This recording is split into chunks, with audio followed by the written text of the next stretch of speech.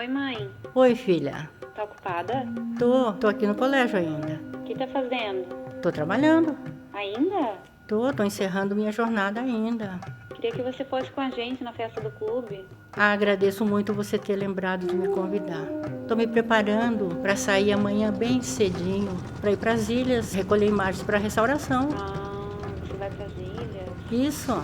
A festa é tão legal. Que pena. É linda a festa. Agradeço muito, mas eu já tô com esse compromisso. Então tá. Uma boa festa para vocês. Tá bom. Divirtam-se. Obrigada, mãe. Beijo, filha. Beijo, mãe. Beijo. Tchau. Fique com Deus. Tá bom.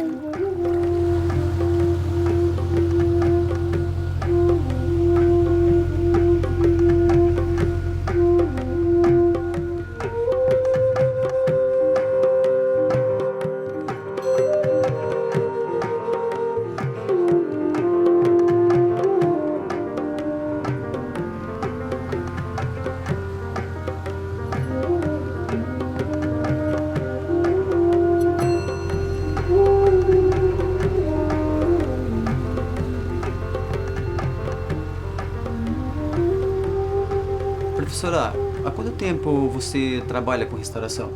Tudo iniciou com uma grande paixão pelos anjos. Eu sou filha de militar, meu pai morava em Curitiba.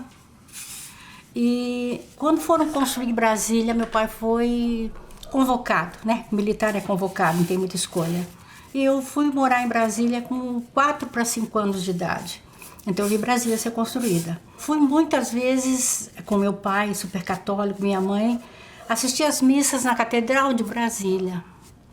São arcos lindos, todos em vitrais, onde a luz passa num jogo mágico. E tem anjos que flutuam no ar. Como é que você vai prestar atenção numa missa se você tem aqueles anjos flutuando sobre sua cabeça? O padre fica muito pequeno, me desculpe, porque você tem seres celestiais.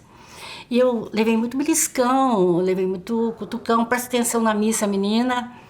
E até hoje eu tenho a imagem daqueles anjos flutuando. E quem for a Brasília, se prestar atenção, é fantástico. Dessa minha experiência com anjos flutuando sobre minha cabeça, veio a minha paixão pelos anjos. Aí eu sempre estudei os anjos. Nos últimos 30, 40 anos, profundamente estudei os anjos. Aí, depois de adolescência, vim para Paranaguá, casei aqui, sou empresária em Paranaguá, tenho uma empresária da área de educação. E fui sempre sempre optei por estar vinculada ao plano espiritual. Sempre acho que o plano físico é muito pouco. Eu sempre acredito que tem mais, que a vida não pode ser considerada pelo que você vê e sim pelo que você não vê.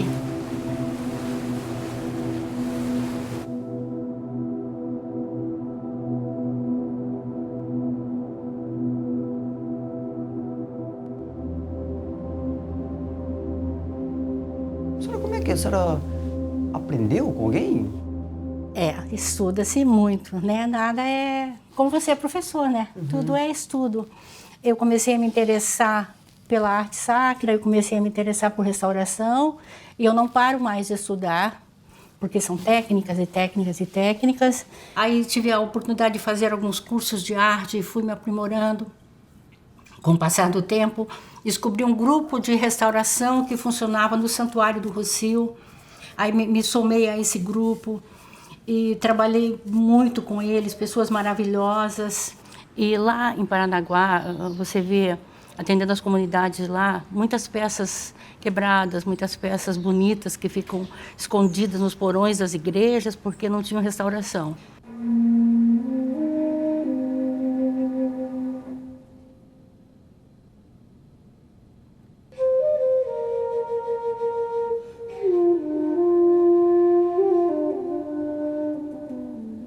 Você sabe que eu tenho minha casa aqui no Costão, Sim, né? sim. Numa dessas vindas minha para cá, 10 anos atrás, 12 anos atrás, eu parei para pensar nas comunidades e olhei para as ilhas nesse caminho e pensei, se dentro do santuário, onde existe recurso, as peças estão nesse estado, como não estarão as peças que estão nas cabanas, nas casas dos pescadores, nas igrejinhas das ilhas, nas regiões das matas. E a partir daquele dia, eu comecei a mapear as igrejinhas, descobri em torno de 60 igrejinhas, nas mais diversas localidades, acesso difícil, e comecei a fazer esse trabalho. E o trabalho de restauração acontece dentro da igreja? Nem sempre. Às vezes dentro da capela, às vezes do lado da capela, fora da capela, às vezes na varanda da casa do pescador, às vezes de frente para o mar, numa ruazinha, num lugar que tenha uma iluminação melhor. Onde for possível realizar, ele vai acontecer. Muitas vezes é no lugar mais inusitado possível, mas normalmente é um lindo lugar. Restauro na comunidade o que é possível. Muitas vezes eu levo peças para o meu ateliê. Eu tenho um ateliê dentro do meu colégio, faço a restauração. Muitas vezes levo 1 ano para devolver essa peça, porque eu não posso estar sempre vindo às ilhas. Então, ou eu venho entregar pessoalmente, ou eu consigo mandar via algum outro pescador, alguém da mesma comunidade, mas devolvo todas. Todas restauradas, todas com o melhor que eu posso fazer.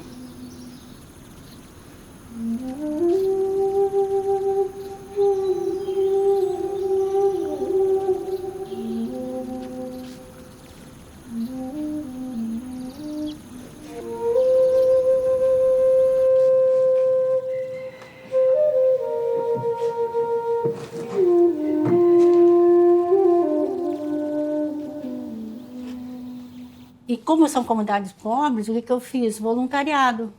Então eu pego os meus finais de semana, alguns feriados quando eu posso, pego minha mala de material. Normalmente faço, quando possível, um contato com essas comunidades e pergunto, principalmente qual é a data de festa do Santo Padroeiro. Para eu poder fazer a restauração num momento de importância para a comunidade, entendeu? Eu penso neles, eu penso, eles têm a festa, o santo todo quebrado.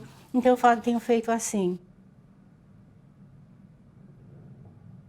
Nós temos que entender que nós estamos trabalhando em cima de peças que têm 80, 90, 100 anos, às vezes mais. E aí, pintadas com pigmentos da época, expostas à maresia por 100 anos, 100 e poucos anos. As peças, quando você chega nas comunidades, assim, em que estado é que elas estão? Você chega a pegar alguma peça quebrada? Totalmente. Chega a restaurar pedaços. lesões, pedaços? Sim, sim. Uhum. Ó, você conhece a comunidade de Ilha Rasa? Sim. Ilha Rasa, eu já fiz 2 anos de restauração lá. No primeiro ano, eu restaurei o Bom Jesus do Iguape deles, que é um santo de 1,5 m. Quando eu cheguei lá, ele não tinha os pés foram quebrados, e são santos que têm uma construção, eles têm um ferro por dentro e camadas de gesso e pó de mármore. E quando essa estrutura de ferro fica exposta, essa oxidação estoura a peça inteira. Então você perde uma peça que tem um valor religioso para aquela comunidade e que tem um valor histórico, cultural.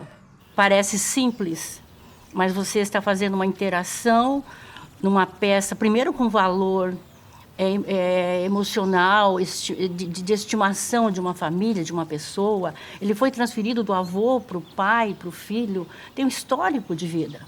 Então, para que eu possa fazer um processo, digamos, de restauração, porque realmente eu faço uma ação de conservação, eu tenho que entender de bases de tinta, de pigmentos, eu tenho que trabalhar dentro da realidade de como aquela peça foi pintada no seu passado. Porque, na realidade, eu não faço uma restauração no sentido amplo. Eu faço uma reconstrução e uma interação. Eu devolvo para aquela peça mais tempo. Eu renovo a vida dela. Porque restaurar uma peça inteira, você leva 8 meses para fazer. 6 meses. Mas eu faço o melhor possível com o tempo que eu tenho, com o material que eu tenho, devolvendo para ela a possibilidade dela durar mais 50 anos, mais 60 anos. Nunca deixei de estudar, continuo descobrindo novas técnicas, até porque se eu estou no meu ateliê, eu tenho lupa eletrônica, eu tenho aparelho de secagem, eu tenho uma quantidade de tintas à minha disposição incrível, de pigmentos incrível. Claro que quando eu vou para uma ilha sozinha, na canoa do pescador, às vezes ficando 10 horas dentro de uma canoa para chegar numa comunidade, eu não posso levar, não tem como. Não vai nem ter luz elétrica para usar esses equipamentos. Então, o que eu faço? Me organizo com o mínimo necessário para ser feliz. Então, eu tenho que entender. Para mim é muito importante quando eles me passam que tipo de peça eles têm. Quando eles me datam a peça mais ou menos, eu consigo montar a minha paleta de cores. Porque aí eu imagino, faço uma pesquisa e trago esse material. Aí eu consigo fazer essa interação. Muitas vezes isso é um tiro que é dado no meu pé. Já aconteceu de algumas vezes. Quando eu ligo, eles me dizem assim, não, nós temos o Bom Jesus de Iguape. Aí o que eu faço? Pesquisa de cor. Levo tudo que se usa para restaurar Bom Jesus do Iguape. Quando eu entro na capelinha, quem está no centro do altar? Nossa Senhora Assunta ao Céu, que é o termo de Nossa Senhora vindo da Itália. Assunta ao Céu, Assunção de Maria. Rosa, azul, branco. E eu com pele e vermelho, porque é a base de Bom Jesus de Iguape. Eu olho para aquela santa, eu só não choro, porque fica feio. Aí eu digo, gente, mas não era Bom Jesus de Iguape? Não, dona, nós temos a Nossa Senhora Assunta ao Céu, que é a nossa santa padroeira, a festa é dela. Aí eu fico pensando, eu tenho 3 dias aqui, minha paleta de cores muitas vezes não me permite nem me aproximar daquelas cores. Aí olha só, Deus é tão bom e não abandona ninguém. Aí eu chamo os pescadores, já fiz isso algumas vezes, e pego resto de tinta que usaram para pintar barco. Restos de tinta na lata, para que eu pudesse ver a composição daquelas tintas. Certo. Tem santo aí no litoral Que interessante. que foi assim. Tinta óleo ali. Não, aí eu tenho que conhecer base de tinta. Certo. Aí você tem que entender aonde entra teu conhecimento. Ok. Se você usa tintas à base d'água, que são os PVAs normalmente, você consegue fazer uma paleta de cores e trabalhar uma peça dessa. Não poderia usar óleo, não poderia usar esmalte. Aí você usa um pouco, pega a lata de tinta do pescador com 2 dedos de tinta e lê lá. Bases de composição. Montei uma paleta de cores com tinta que foi usada para pintar barco. Ficou nota 10? Não, ficou 8, 7, 7,5. Mas restaurei as partes quebradas, restaurei a pintura da peça e depois já deixo agendado que no próximo ano eu volto, mas já sabedora do que eu tenho que levar. Quais os santos que são encontrados nas ilhas? A maioria da devoção europeia, quer dizer, que não são comuns na devoção do povo brasileiro. Que foram trazidas da Europa e que estão nas comunidades. Estão nas comunidades. Estão nas comunidades. Estão. E a tradição era... A tradição, porque os padres que vinham normalmente eram de congregações italianas no começo. Quando começaram as famílias de colonizadores vir para a região. Eu, inclusive, tenho um projeto que eu estou realizando de pesquisa histórica e construção de alguns documentos para descobrir as origens das peças. Porque as comunidades, elas têm as peças e muitas vezes o histórico se perdeu. Ficou apenas na lembrança verbal, o avô que contou para o pai, mas o registro daquela peça, oriunda de onde, doação de que família, há quanto tempo está naquela comunidade. Você vê Dom Bosco, você vê Santa Catarina, que são santos extremamente reconhecidos na Europa e que vieram por doação para cá. Então, dentro da restauração, tem que ter a preocupação também nessa pesquisa histórica.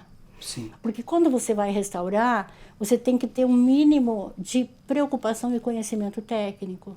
Porque você vai estar tendo uma interação em cima de uma peça que, além de ter o valor espiritual para a comunidade, ela tem um valor histórico. Sim. E resgatar esse valor, reconstruir essa história, eu estou contando com a ajuda de historiadores de Paranaguá. Tem um padre, o último padre que eu acompanhei aqui, que é o Mário de Maria, que é um padre que fundou as capelas na região, e ele trouxe e deixou muitos santos que têm origem europeia, peças lindas, tem peças de pura arte ali. Tem os santos brasileiros? Sim, claro, Nossa Senhora Aparecida, como essa que eu estou restaurando aqui, né? encontrada na região de São Paulo, que nós temos o santuário. Existe uma forte devoção a São José, existe uma forte devoção às várias manifestações da Virgem Maria, com seus vários nomes diferentes, mas sendo a Virgem Maria a mãe do Cristo. Bom Jesus do Iguape é muito popular na devoção brasileira. Em São José existe uma grande legião de devotos, porque é o pai de Jesus, foi um marceneiro, representa o pai de família. Então é uma devoção simplificada, representa o homem comum. Maria, a mãe de todos, representa a mãe, a dona do lar, a mulher que trabalha, a mulher que cria seus filhos. Professora, já aconteceu de alguma situação desse trabalho chegar lá e ver a imagem já com algum tipo de trabalho feito pela própria comunidade? Nossa, não tem ideia. O santo colado com durepoxi, santo colado com massa de construção civil, santo pintado com tinta esmalte de pintar portão, de pintar ferro, santo colado com o corpo ao contrário, os pés, alguém se equivocou, colou, o santo ficou com os pés para trás. Tudo que você imaginar. Por isso que a minha restauração, às vezes, ela não acontece num único final de semana. Porque muitas vezes eu não consigo, é muita coisa. Aí eu faço aquilo que é mais importante, esteticamente falando, para que esse santo possa participar, vamos supor, da festa do padroeiro, que é ele o padroeiro da igreja. E eu volto no outro ano para consertar um manto que foi consertado com durepoxi, foi colado com chiclete, foi colado com... o que você imaginar. É caro a restauração, não tem condições de mandar para restaurar. E aí as pessoas fazem o que podem. E eu respeito isso, eu até acho assim criativo às vezes. E por outro lado, eu tenho que ter a preocupação de fazer o meu melhor com aquele período curtinho de tempo que eu tenho e devolver a peça dentro da originalidade dela. Aquilo que aquelas pessoas estão acostumadas a ver na espiritualidade, símbolo da fé deles. Quando eles são devotos de Nossa Senhora Aparecida e essa imagem está no altar deles por 50 anos, é essa leitura de fé que eles fazem. Então eu não posso ir lá e achar que eu estou rebuscando a santa, mesmo que eu venha com muita novidade, mas eu descaracterizar aquilo que é importante para eles. Então eu mantenho, muitas vezes, eu deixo até algumas cicatrizes.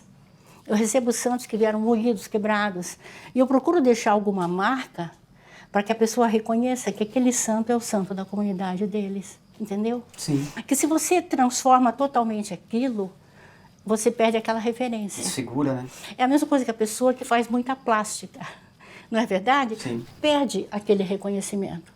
Então eu tenho essa preocupação quando eu falo na restauração dos santos que Respeito, eu faço. né, professora? Respeito. Respeito. Respeito o símbolo forte daquela fé. Porque não importa, eu não restauro só Nossa Senhora e só santo. Eu restauro Iemanjá, eu restauro Buda, qualquer símbolo da fé.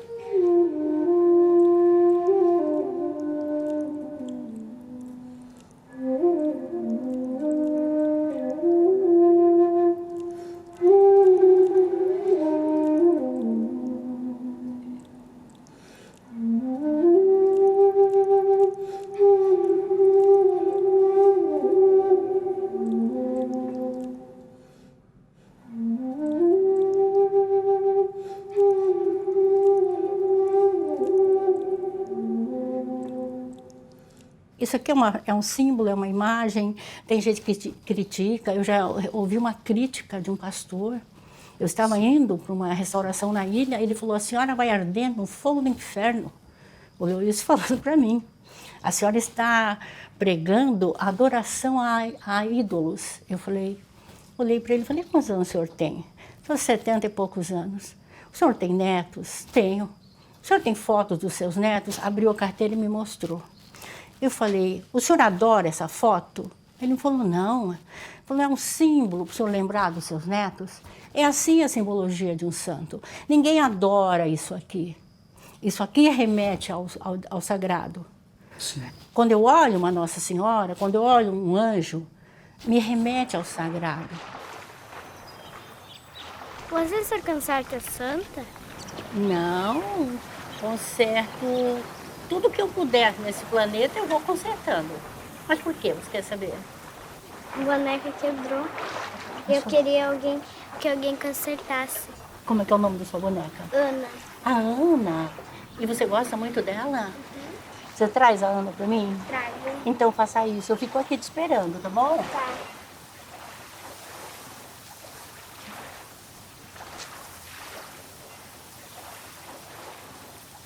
Quando eu olho uma Nossa Senhora, quando eu olho um anjo, me remete ao sagrado. Me liga, religar. Religião é religar. Concorda comigo? Sim, claro. Não é? Uma coisa assim, professora, que eu aprendi assim a ter um olhar mais cuidadoso com relação a essas questões. Entendeu? É verdade. Né? Eu, por exemplo, fui criado já num outro meio religioso, né, que inclusive condena imagens. Sim. Né? Que condena imagens. Uhum. Mas com o tempo a gente vai também conversando com outras pessoas, vai adquirindo outros pontos de vista, né? E uma coisa muito bacana é respeitar. Você conhece pessoas de todas e várias religiões. Sim. Alguma religião define quem é bom e quem é mau? Não. É a própria que é o livre-arbítrio humano. Sim. É o que eu faço com a minha vida, com a minha atitude. Se eu sou budista, se eu sou evangélica, se eu sou católica, não importa. Sim. Importa no que eu creio não é o mais importante. O mais importante é o que eu faço com a minha fé. Sim. Se eu transformo a minha fé em atos de bondade, de cooperação, não é verdade? Concordo. Uso a minha fé para não julgar, como você acabou de falar. Você é evangélico, olha que maravilha. Você é evangélico, nós estamos conversando aqui e você está aqui comigo. Sim, quando criança eu via muito, né, dos meus pais, dos meus avós, né, eles têm um olhar, né, a respeito das imagens. E eu respeito. O ideal é que você tenha um pensamento, palavras e atitudes alinhados. Sim. Quando você pensa, fala e faz. Coerência. Coerência. Aí não importa Coerência. qual é a sua crença religiosa. A mim não importa. Eu tenho amigos maravilhosos evangélicos, eu tenho amigos maravilhosos que são da Umbanda, eu tenho amigos maravilhosos que são budistas, eu tenho amigos maravilhosos que são padres. Eu trabalho dentro do Santuário do Rossio. Eu aprendi, professora, que não somos nós que devemos julgar, né? Nunca. Como é que eu vou julgar a fé de alguém através de um ícone religioso? Como é que eu vou deixar de ajudar uma comunidade? Eu vou numa colônia de pesca e vejo o esforço para manter aquela capelinha. E vejo a luta daqueles pescadores que vendem o peixe e tiram o X lá para comprar uma lata de tinta para pintar uma parede da igreja. Eu observo aqui mesmo, né, onde eu moro, quando tem os dias de festa da igreja, né? Eu acho tão bacana quando eles saem nos barcos. É lindo. Né? Lá da minha comunidade eu reparo quando eles passam, eu chamo as crianças, inclusive nós mesmos que somos de outras denominações, a gente acha curioso, a gente vai ver, eu acho bonito assim a fé, a crença, né, que se tem. Eu tenho acompanhado o grupo Mandiquera, que é o grupo que refaz a Romaria do Divino Espírito Santo dentro da tradição europeia, que tem 900 anos. Eles fazem o litoral do Paraná todinho, saindo da Baía de Paranaguá, aqui vão até a Barra do Ararapira, que é a divisa com São Paulo, que muitas partes do Brasil, né, continuam, e eu espero que mantenham essa tradição que vem com o terço cantado, que é lindíssimo, né? Com o fandango que acompanha, aquele barco lindo pelas águas. Aí você vê enfeitado com as bandeiras do divino, o som do fandango. É uma coisa maravilhosa. Eles vão parando à frente das ilhas e pegando os violeiros de fandango. Isso é assim, não tem preço, é uma joia.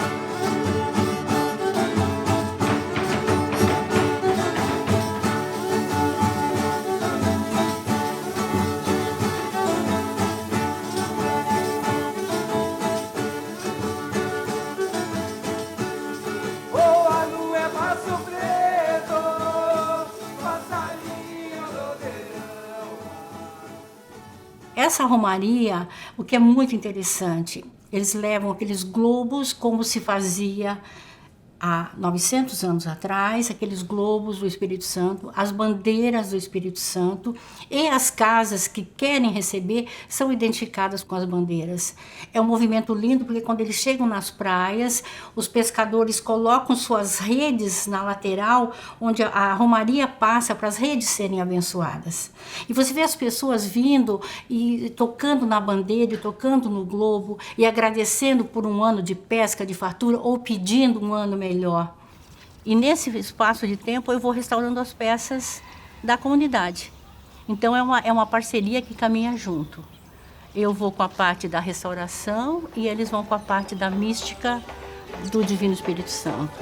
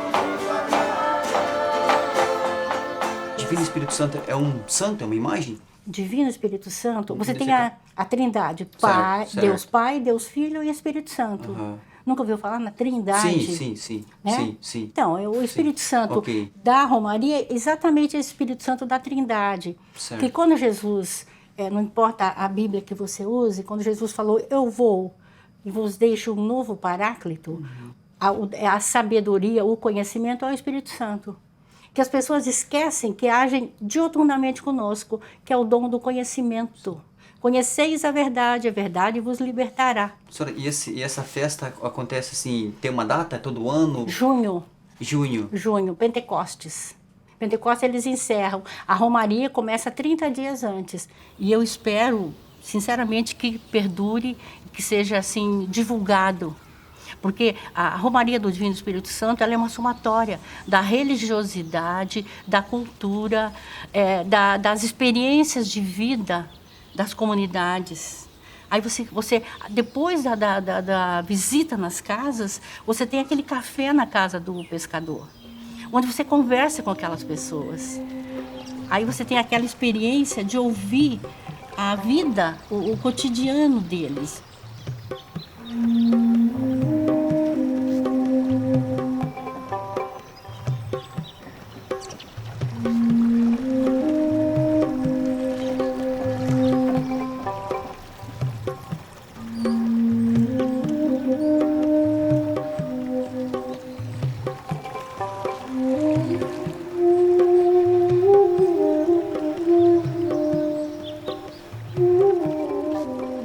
Nesse processo eu conheço as comunidades, tenho acesso a mais capelas e casas de pescadores, aí eu restauro as peças das pessoas também, não só das capelinhas, das casinhas dos pescadores também. Então é um processo que acaba interagindo no universo maior. Para ter uma ideia, essa santinha aqui é uma santa de uma senhorinha da Pedra Chata. Aí você vê toda corroída pelo mar, mas é a única peça que você entrar na salinha da casinha dela, tá essa peça numa armarinha, numa prateleira. Como que você vai se negar a restaurar uma situação dessa, uma peça dessa, que veio para ela já a partir da mãe, da avó? O que tu tá fazendo? Eu tô pintando esse santinho. Eu tô Uma arrumando. santinha santa. santão. É um santão, é um santo. Estou arrumando esse santo. E você? O que você tem aí? Um santo também. E daí, me fala sobre esse santo. Se pode arrumar ele da minha avó. Vou tentar arrumar. Acontece de repente quebrar de vez uma peça e Muito mais do que você imagina. Já aconteceram peças que eu restaurei e no dia que vão colocar no andor, derrubam a peça. Você nem acredita, eu tenho vontade de chorar, né? Porque muitas vezes eu trabalho que fiquei meses ali a fio, aí as pessoas, peças pesadas, não erguei aquela peça, sabe? A pessoa está envolvida com a festa, quer fazer tudo muito rápido, a peça cai. uma distração. Distração. E às vezes me chamam, naquele momento eu vou lá e consigo resolver o problema. Mas aí é uma grande enganação que eu faço. Certo. Mas acontece muito mais do que se imagina. Acontece muito mais do que se imagina. Acontece muitas vezes do padre estar celebrando uma missa e acontecer um acidente com uma peça do altar ali. Às vezes, durante cerimoniais, já recebi padre desesperado, na véspera da procissão Via Crucis, que se faz com as 15 estações de Cristo, a estação cai da parede no dia que o padre vai começar aquela cerimônia. Aí ele vem desesperado atrás de mim, se consegue arrumar para mim? Eu digo, consigo. Tem situações onde não tem como restaurar mais essa peça, caso perdido? Olha, acontece, é claro, mas normalmente com peças pequenas.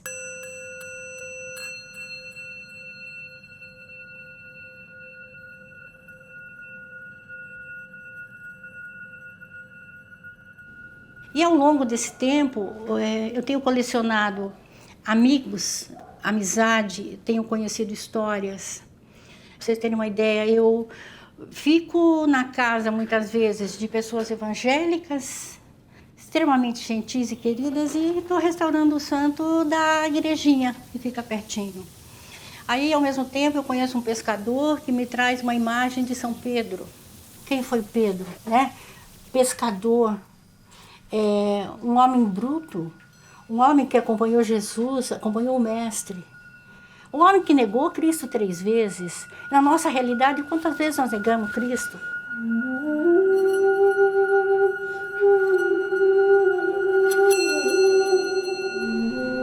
E ele estava me olhando, falei, diga, vem, a senhora restaura santo? Eu falei, sim, estou fazendo isso. Quanto que a senhora cobra para restaurar um santo? Não cobro nada.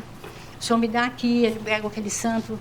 Aí estava embolado, não era embrulhado, embolado. Eu desembolei o santo, todo quebrado, com São Pedro. E ele me perguntando do significado, mas por que ele tem a chave na mão? Eu falei para ele, não, porque Jesus disse, né? O que ligares na terra será ligado no céu, o que desligares na terra será desligado no céu. Aí ele me disse que aquele santo tinha uma história de família muito longa e que ele devia muito àquele santo. Que ele tinha a pior canoa da região e ele estava com muitas dificuldades. Aí ele conversou com o santo, que tinha sido do avô dele, e pediu para o santo que se o santo ajudasse ele a pescar um peixe de bom tamanho, ele dividiria o dinheiro em 3 partes. Uma parte para a família dele, uma parte para a canoa dele e uma parte para a comunidade, para a igrejinha. Aí ele me chamou e falou, a senhora sabe quem comprou a tinta para pintar essa igrejinha? Fui eu.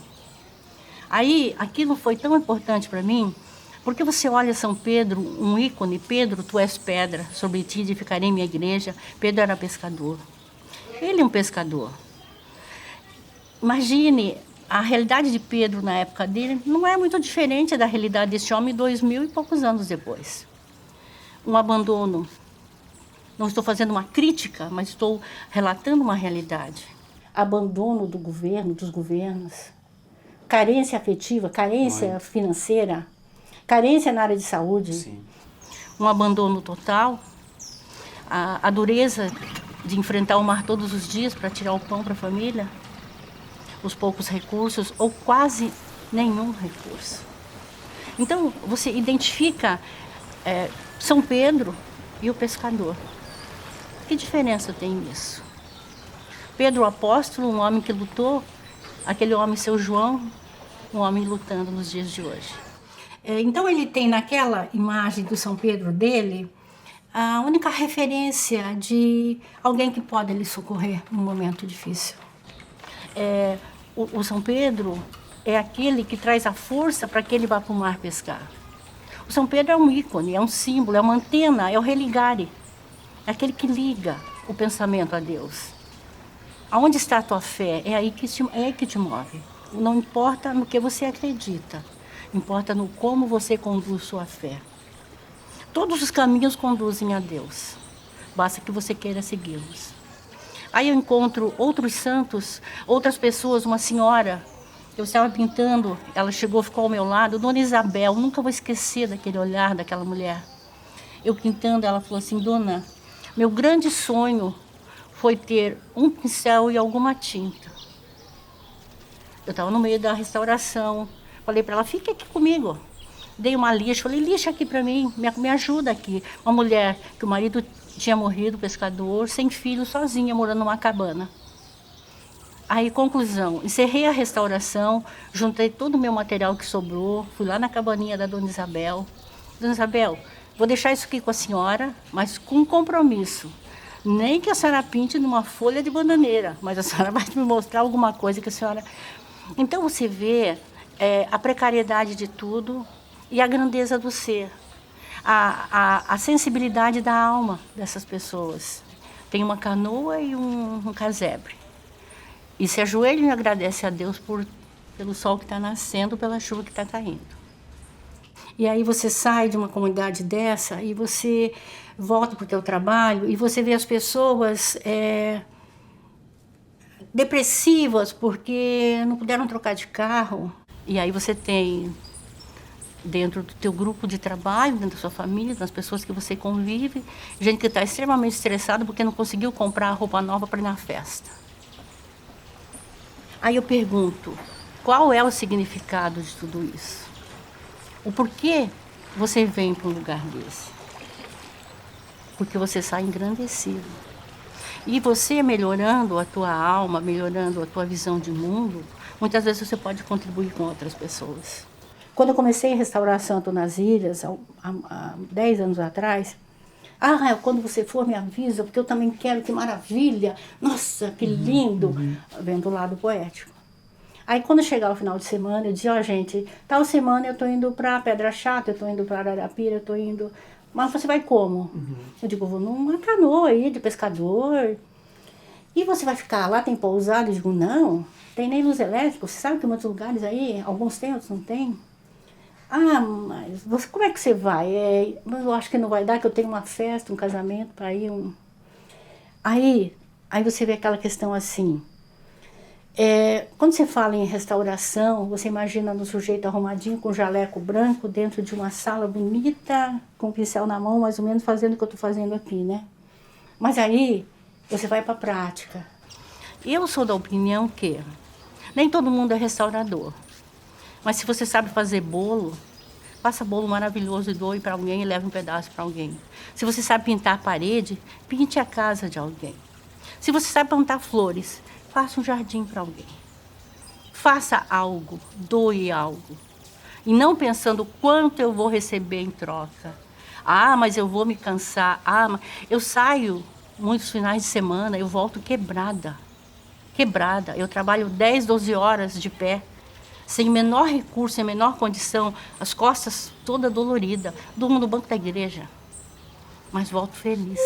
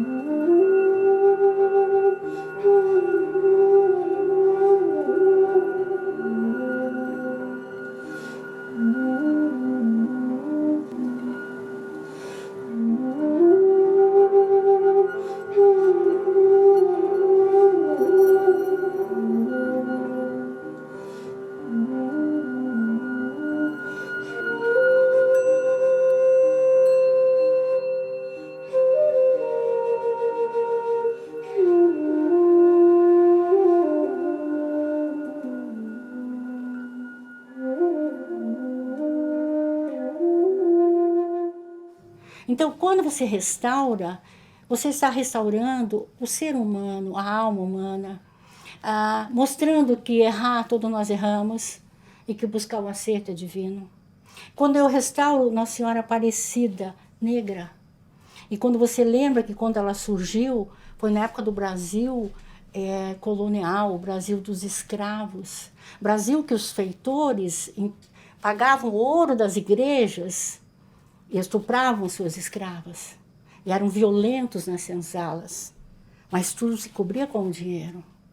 Aí aparece uma santa negra para mostrar que a mulher tinha que ser respeitada. Então, o ícone, o restaurar, é a reconstrução dos valores humanos. Cada um deles, se você souber fazer a leitura, traz para você o conhecimento importante para aquela época e eterno, porque o que é bom, o que é justo e o que é digno é eterno, não muda. Sim. Não importa em que época você esteja, ser justo, ser digno e ser bom, é isso, é simples, é isso. Então, quando eu me deparo com as peças, quando eu faço a leitura das peças, é isso que é o sentido de restaurar. Então, como que funciona?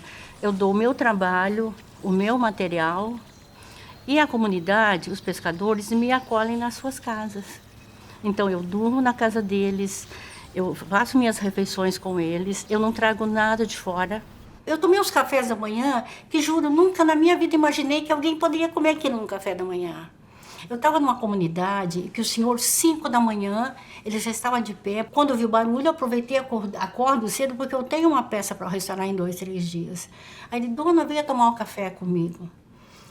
Pense num café que dá para envernizar o pé da mesa, forte, que podia usar como verniz.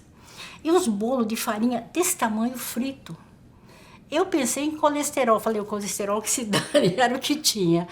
Então, é a rotina, é a vida como ela é a vida como ela é. Dentro desse meu universo de restaurar, de estar nas ilhas e nas casas dos pescadores, acontece muita coisa engraçada. Eu fui pela primeira vez para Serra Negra. Serra Negra você vai por ônibus, por terra, na região perto da reserva de Guaraqueçaba. É mata fechada, eu nunca tinha ido lá. Me ensinaram, a senhora pega o ônibus sai de Paranaguá às 5 da tarde, chega em Serra Negra meia-noite, o ônibus para, tem um barzinho, a senhora desce e nós vamos pegar a senhora nesse barzinho para levar a senhora para Serra Negra. Eu falei, tá bom. Peguei minha malinha, tinta, entrei no ônibus e fui. Rapaz, esse ônibus para, você desce no meio do nada. Sim. Né? Uhum. Tem uma caminhada longa. E... Você levou o trajeto a pé? Não. Me disseram que iam me pegar lá. Uhum. Eu desci do ônibus com a minha malinha na mão, o ônibus foi embora, eu fiquei naquela escuridão. Aí eu falei, meu Deus do céu, se o pessoal esquecer de mim, a onça me encontra. É porque é um longo caminho. É horrível. Não, não tem luz, não tem nada. Não tem nada. É um longo caminho ali. Aí eu fiquei uns 20 minutinhos lá, o pessoal veio. Mas tinha... Eu tinha agendado com eles. Isso. Você tinha conversado, tô indo tal dia, ok. Só que... Tinha combinado com alguém esperar lá, pelo menos? Sim, com o pessoal da comunidade Pedra Chata. Certo. Só que o ônibus me deixou 20 minutos antes deles chegarem. E meia-noite aquilo lá... Sim, Olha, eu com a mala na mão e eu Uhum. pensei, a onça vai aparecer agora. –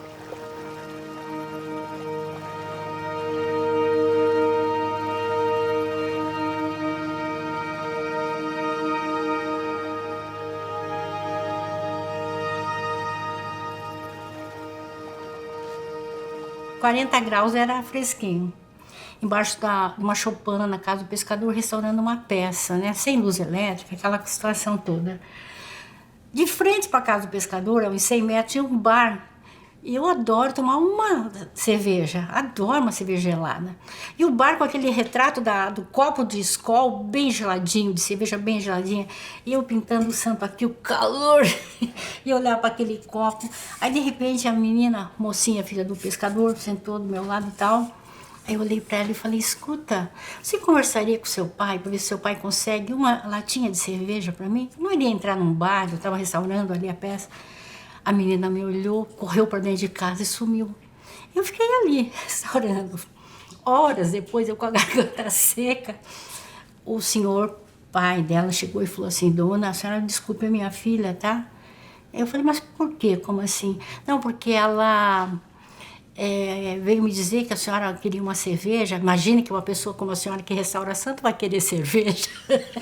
Eu falei para ele: não, o santo é esse. Eu não, eu sou normal, adoraria uma cerveja. Aí ele riu tal, e foi pegar a cerveja.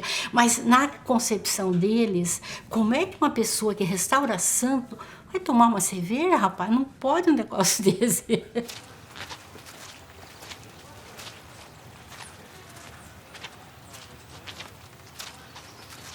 Eu fui dormir no quarto, me ceder no quarto, na casa do pescador, que era o quarto do menino.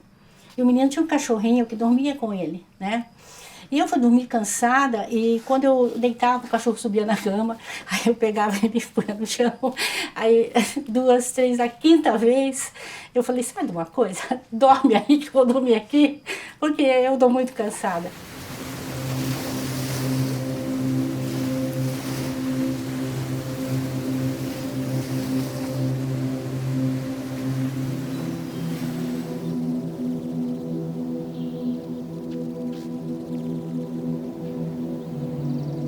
Eu sonho, muitas vezes, que eu estou indo para a comunidade, que eu estou caminhando entre as casas dos pescadores, que eu estou indo buscar as peças para restaurar. É uma responsabilidade espiritual, eu acredito. Então vamos ver o santinho. Com licença. Ai, que lindo! Linda peça. Vamos deixar ele novinho.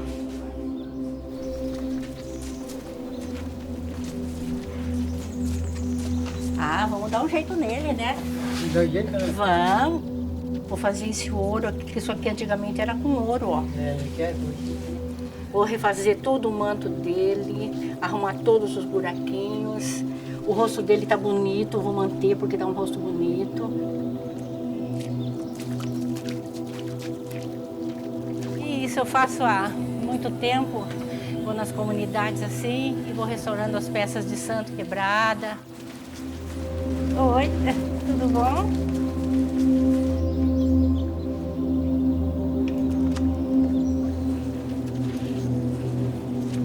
Rapaz, vambora! Bonita! Olha! Tá vivinha danada!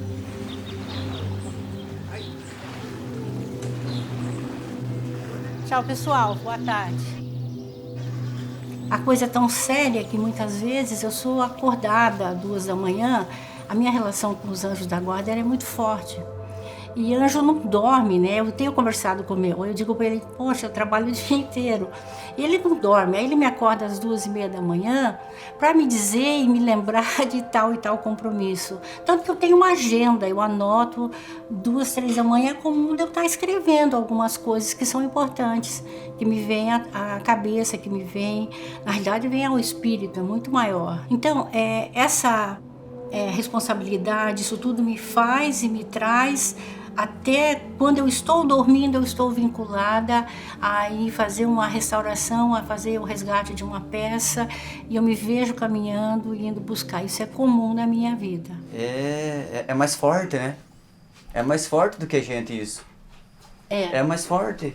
É mais forte, acaba te levando, acaba te movendo, né? Não tem como segurar isso.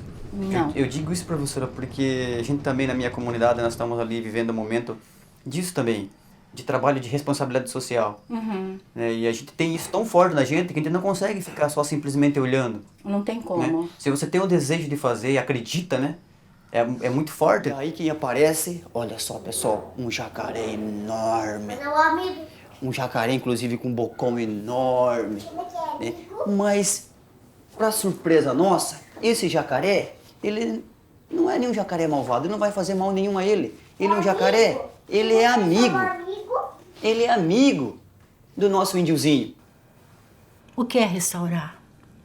Na verdade, restaurar é restabelecer, reconstruir o interno. Você não restaura, a peça é o elemento visível, é o material. Mas existe aqui uma restauração espiritual. Existe aqui um resgate de crenças, de agradecimentos e gratidões ao longo das vidas. Esses tempos eu conversei com um senhor que é líder de uma dessas capelinhas. Pense numa capelinha humilde, pense num lugar pobre. Tudo limpinho, tudo bem cuidado, a grama bem cortadinha, parecia uma capelinha de sonhos. Eu chamei ele e falei, o senhor está de parabéns. Poxa, dona, nossa igreja é tão pobre. Falei, não, sua igreja é riquíssima. Ela tem vocês que zelam por ela. Esse zelo, esse amor, não é o tamanho da basílica que me impressiona. Eu tenho a possibilidade de viajar, de conhecer catedrais ao longo do mundo, basílicas, ótimo, maravilhosas, mas nenhuma me emociona mais do que aquela pequenininha na beira do mar, que tem meia dúzia de pescadores que tomam conta dela. Que quando vendem o peixe, dividem o dinheiro para comprar uma lata de tinta ou de cal. Muitas são caiadas. Não sei se alguém lembra do tempo que se passava cal na parede. Então, o que é restaurar? Que tamanho tem restaurar? Reconstruir, refazer, restaurar internamente. Cada vez que você vai lá e você olha aquela realidade, você se reconstrói, você volta melhor para o teu mundo. Porque dentro do nosso mundo, do nosso sistema, eu nem gosto desse termo consumismo, eu acho esse tema, nós nos acostumamos a medir as coisas por eu preciso, eu necessito, eu quero, eu não tenho tempo e eu não posso. Aí quando você deixa esse seu mundo egoísta e vai para um mundo onde as pessoas se relacionam diretamente com Deus, porque Deus é o único que as atende. Não tem porta para bater, não tem conta no banco para tirar, não tem cartão de crédito para usar. É o peixe que eu pesco e vendo e se transforma num alimento da minha família. É essa a realidade. E é esse restaurar que eu vejo e esse restaurar que me move. E nessas comunidades, com essas pessoas, reconstruir a minha vida. E com isso, tentar passar para os outros. Quem sou eu para tentar ser exemplo? Não sou exemplo, mas eu faço. E recomendo que façam. Faz o que você puder. Siga teu coração. Olha para o teu horizonte e vê o que você pode fazer. É isso que eu considero importante dentro do sentido restaurar.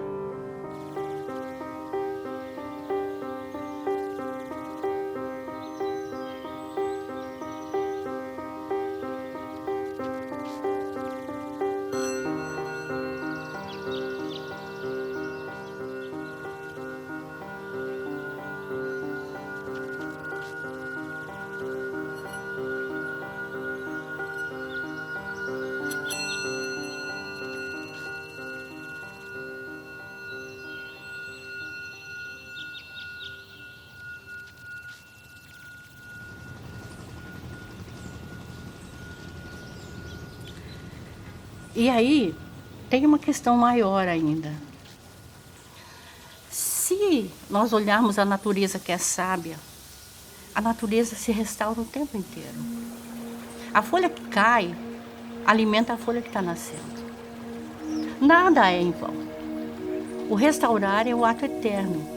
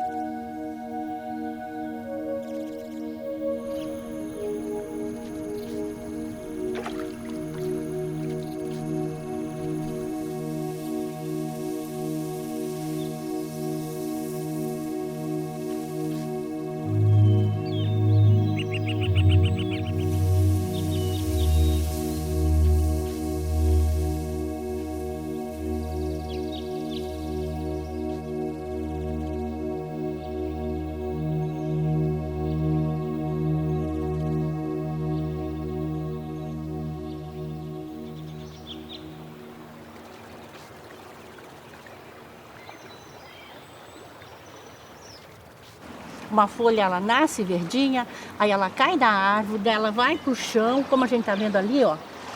Aí daqui a pouco ela vira comida pro siri, comida pro caranguejo, não é assim? Então, quer dizer, ela tá dando vida para outro.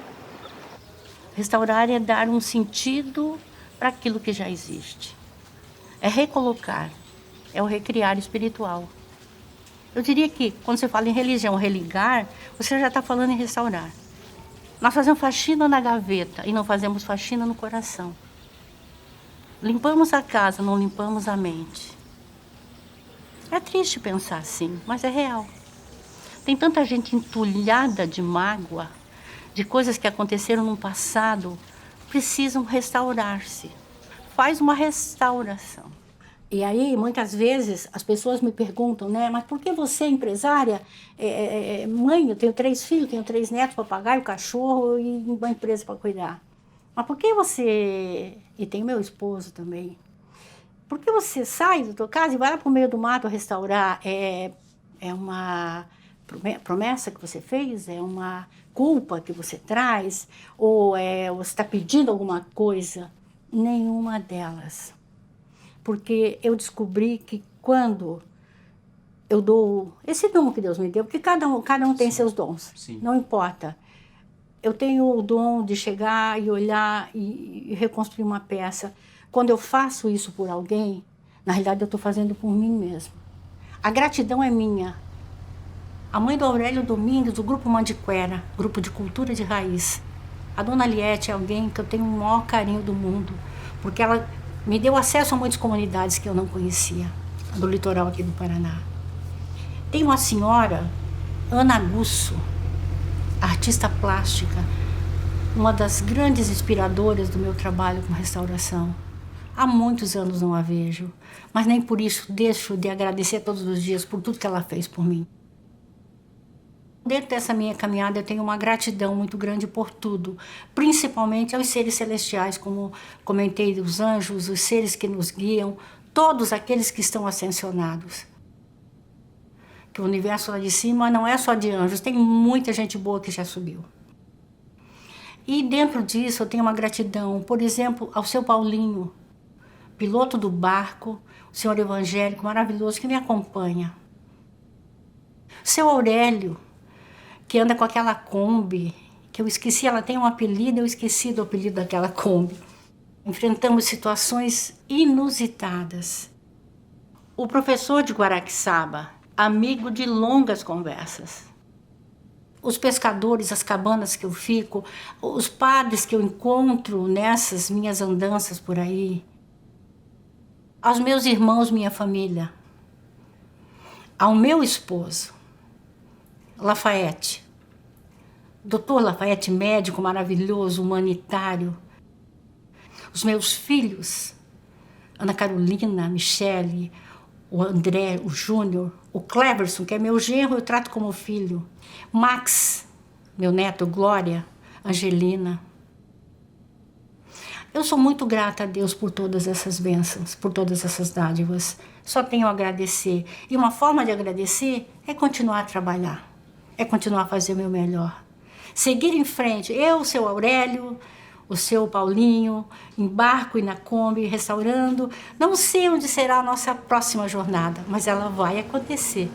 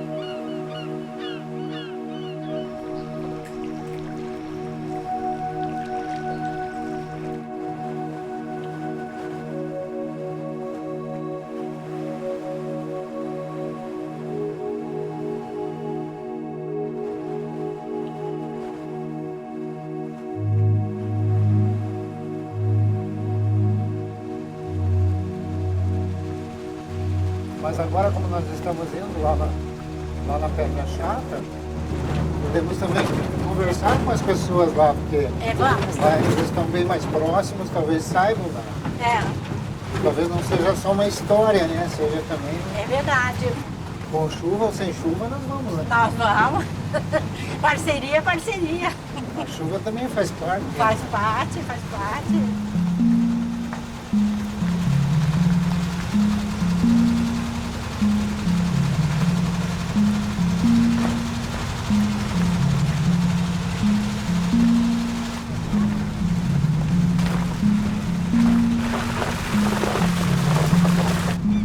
Montava uma sucuri para nós agora aqui, atravessando na nossa frente aqui.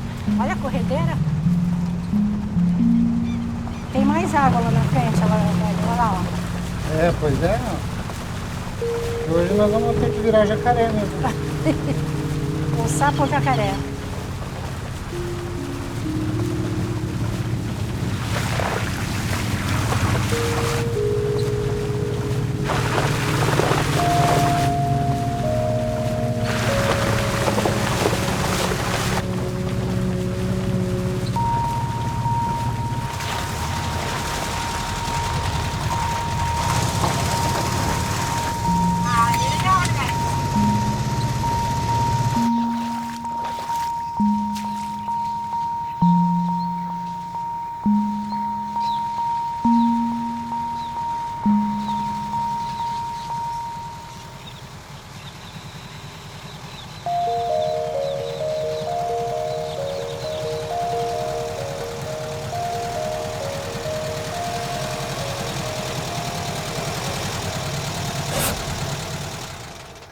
É, então enche bem aí, né? Daí, Enche. É. Vocês estão indo fazer o que para lá? Desculpa a pergunta. Estamos indo na capela, na igreja lá. Ah, na igreja, na capela lá. De Pedra Chata. E pelo visto nós hoje não vamos conseguir, né? Mas se parar a chuva e continuar assim o tempo, uma hora e pouquinho, aqui já baixa. Tá. Ó, qualquer coisa, eu moro aqui. Tá muito bem. Se quiserem uma água, um café, Obrigada. a gente faz lá. Muito obrigado. Muito hein? obrigada.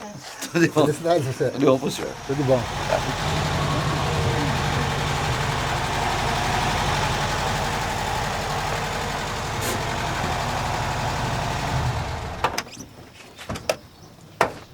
Tá feio. A situação tá complicada. E, dona Ângela, será que parou nossa viagem? Rapaz, Ai. o que você me diz? Como é Aí que a gente fundo, hein? faz? Aí é fundo. É fundo? Tentar, mas mais tarde um pouco. Agora tá quase impossível, não. A água tá perigoso. turva, não dá pra É verdade. saber, né? Tem peixe pulando, saindo da água ali. Daqui a pouco já dá pra pescar um peixinho. É, nós podíamos aproveitar o tempo aqui pescando. Seria uma grande ideia. Chegar lá é ter um pouco de paciência. Você vê que o pessoal até às vezes larga umas pedras por aí, ó. Que nem essa aqui, ó. Tá vendo essa pedra Tô aqui, vendo. ó? Alguém já marcou aqui, então a gente põe aqui perto da água, ó, pra... Vai sinalizando para nós. Daí nós sabemos se a água tá diminuindo, tá se afastando ou tá enchendo, sei lá. Se ela cobrir a pedrinha, daí... Mas ela está baixando.